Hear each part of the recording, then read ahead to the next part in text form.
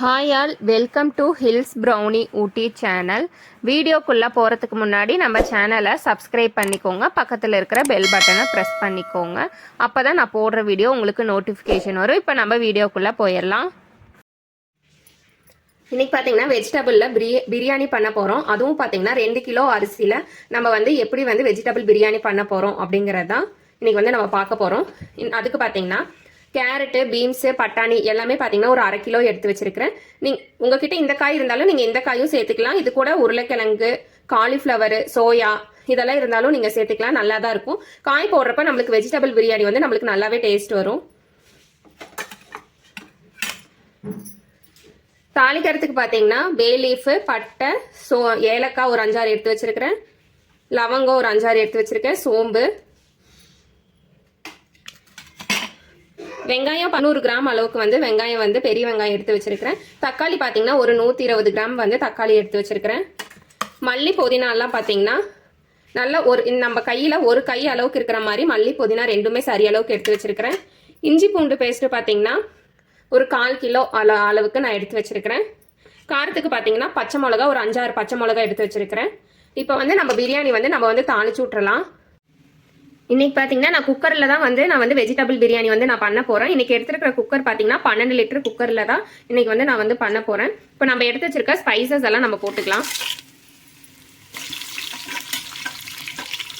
ஸ்பைசஸ்லாம் போட்டதுக்கப்புறம் நம்ம எடுத்து வச்சிருக்கிற வெங்காயம் போட்டுக்கலாம்.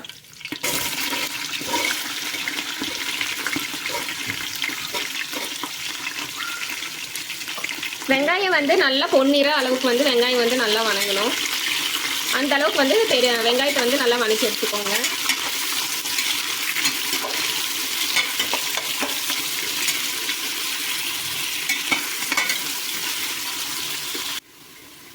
நம்ம போட்டிருக்க வெங்காயம் எல்லாம் பார்த்தீங்கன்னா நல்லாவே கலர் மாறிடுச்சு, நல்லா ப்ரௌன் கலர் ஆயிடுச்சு. ஸோ இப்போ இந்த ஸ்டேஜில் நம்ம எடுத்து வச்சிருக்க நம்ம தக்காளி போட்டுக்கலாம். தக்காளி போட்டுக்கிறேன். பச்சை மிளகா,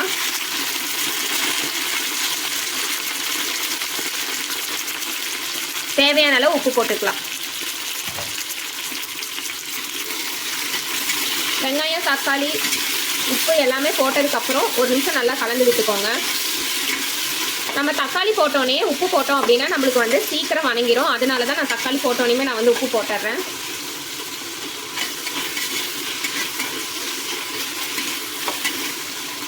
தக்காளி பார்த்தீங்கன்னா நம்மளுக்கு நல்லா வணங்கிருச்சு. இப்போ நம்ம இஞ்சி பூண்டு பேஸ்ட் நம்ம போட்டுக்கலாம். 1 2 3 4 5 ஸ்பூன் இஞ்சி பூண்டு பேஸ்ட் இந்த ஸ்பூனில் நான் போட்டிருக்கிறேன். இஞ்சி பூண்டோட பச்சை வாசம் போயிரட்டும். அது வரைக்கும் நம்ம வணக்கி விட்டுக்குவோம்.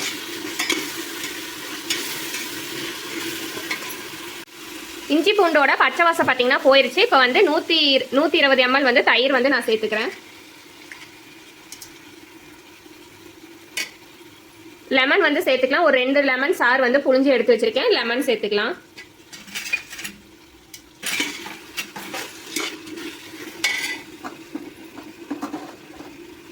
மல்லி, புதினா ஒரு கையளவு சேர்த்துக்கிறேன்.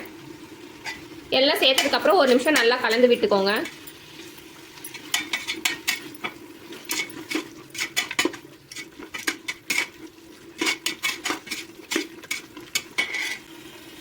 காய் சேர்த்துக்கலாம்.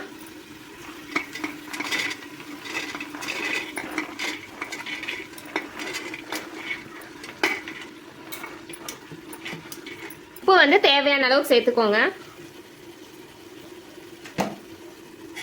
நம்ம தக்காளி போடுறப்ப கொஞ்சமாக உப்பு போட்டிருப்போம். நான் இப்போ கொஞ்சமாக உப்பு போட்டுக்கிறேன். காய்க்கு கொஞ்சம் உப்பு வணங்குறதுக்கு உப்பு போட்டுக்கலான்னு சொல்லி இப்போ கொஞ்சம் உப்பு போட்டுக்கிறேன். நல்லா காய் போட்டதுக்கப்புறம் நல்லா ஒரு 2 நிமிஷத்துக்கு நல்லா காய் போட்டு பார்த்தீங்கன்னா ஒரு 2 நிமிஷம் பக்கம் ஆயிடுச்சு.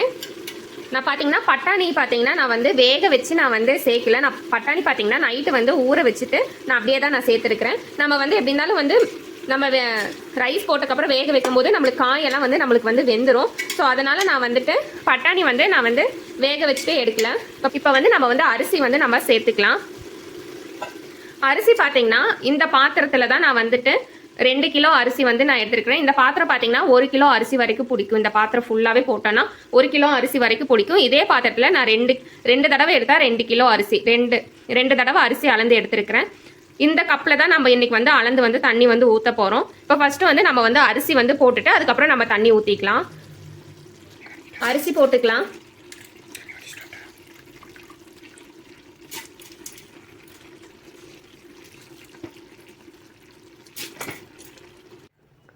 அரிசி பார்த்தீங்கன்னா போட்டாச்சு. அரிசி போட்டதுக்கப்புறம் நல்லா ஒரு நிமிஷத்துக்கு நல்லா கலந்து விட்டுக்கலாம். அரிசி வந்து கொஞ்சம் நம்மளுக்கு நிறையா இருக்கும், அதனால கலர்றப்ப கொஞ்சம் பார்த்து கலருங்க.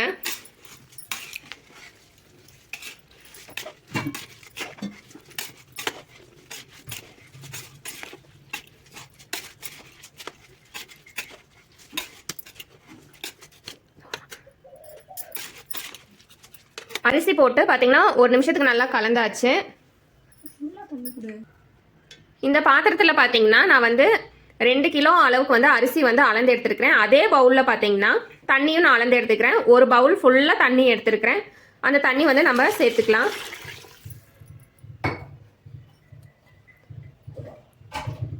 ரெண்டாவது பவுல் தண்ணி சேர்த்துக்கலாம்.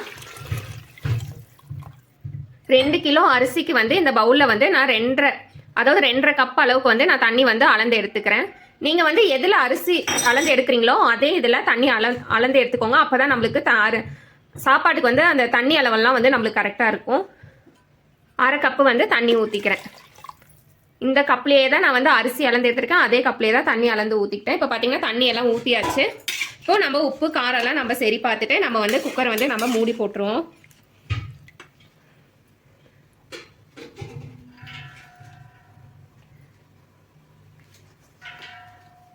மசால் தூள் வந்து போட்டுக்கிறேன். வீட்டில் அரைச்ச குழம்பு மசால் தூள் மட்டும் நான் போட்டுக்கிறேன். 1 2 3 4 இந்த ஸ்பூனில் 4 ஸ்பூன் போட்டிருக்கேன். உங்களுக்கு வந்து காரம் எவ்வளோ தேவையோ அதுக்கேற்ற மாதிரி நீங்கள் அதிகம் கம்மி நீங்கள் போட்டுக்கோங்க. உங்ககிட்ட இந்த மசாலா இல்லைன்னா நான் சொல்லியிருப்பேன் ஆல்ரெடி வீடியோவில்.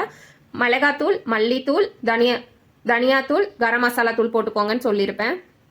பிரியாணி மசால் கூட போட்டுக்கோங்க, நம்மளுக்கு நல்லாயிருக்கும். நம்ம இந்த மசால் பார்த்தீங்கன்னா வீட்டுக்குன்னே அரைச்ச மசாலா. எல்லா இதுக்குமே வந்து நம்மளுக்கு டேஸ்ட் நல்லா இருக்குன்றனால நம்ம இந்த மசால் போட்டே தான் நம்ம செய்கிறோம். இப்போ வந்து அரிசி வந்து நல்லா நம்ம தண்ணி சேர்த்தோம் பார்த்தீங்களா அரிசியில். இப்போ நல்லா கொதிச்சு வந்துடட்டும், நம்ம மூடி போட்டுக்கலாம்.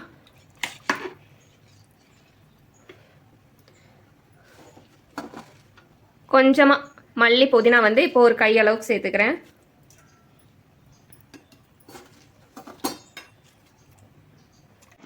நம்ம சேர்த்த தண்ணி பார்த்தீங்கன்னா நல்லா கொதிச்சிருச்சு. இப்போ வந்து நம்ம மூடி போட்டு நம்ம வச்சிடலாம். மூடி போட்டு ஒரு 3 விசில் மட்டும் விட்டு இறக்கிக்கோங்க போதும். ரொம்ப நீங்கள் விசில் விட்டீங்க அப்படின்னா சாப்பாடு வந்து அடி பிடிச்சிரும். அதனால ஒரு 2 விசில் 3 விசிலே போதும், கரெக்டாக இருக்கும். இப்போ ஒரு மூடி போட்டுடலாம். மூடி போட்டு பார்த்தீங்கன்னா நம்ம விசிலும் நம்ம போட்டுட்டோம். நம்ம வந்து தண்ணி கொதிச்சதுக்கப்புறம் தான் நம்ம மூடி போட்டிருக்கோம். அதனால தான் நான் வந்து விசிலும் நான் வந்து போட்டுக்கிறேன். இந்த டைமில் வந்து ஒரு 3 விசில் மட்டும் நீங்கள் வச்சு இறக்குனீங்க அப்படின்னாவே போதும், கரெக்டாக இருக்கும். சாப்பாடு வந்து கரெக்டாக நம்மளுக்கு வெந்துடும், அடியும் பிடிக்காது, கரெக்டான ஒரு பக்குவத்துலேயும் இருக்கும். இப்போ ஒரு 3 விசில் விட்டதுக்கப்புறம் நம்ம எட்டெல்லாம் இறங்கினதுக்கப்புறம் நம்ம ஓப்பன் பண்ணி பார்த்துக்கலாம். சாப்பாடு பார்த்திங்கன்னா நம்மளுக்கு நல்லா வெந்து வந்திருக்கு. நல்லா எல்லா பக்கமும் கலரிக்கலாம். நம்மளுக்கு பார்த்திங்கன்னா கொஞ்சம் கூட அடியே பிடிக்கல. கலரப்போ கொஞ்சம் பார்த்து கலருங்க. ஏன்னா நம்ம வந்து பெரிய குக்கரில் பண்ணியிருக்கோம். அதனால ஒரு கை வந்து நீங்களும் உங்கள் வீட்டில் வந்து செஞ்சு பாருங்கள். செஞ்சு பார்த்துட்டு எப்படி இருந்ததுங்கிறத கமெண்ட்ஸில் சொல்லுங்கள். வீடியோ பிடிச்சிருந்தா வீடியோக்கு ஒரு லைக் பண்ணிடுங்க. அப்படியே நம்ம சேனலையும் சப்ஸ்கிரைப் பண்ணிடுங்க. நன்றி, வணக்கம்.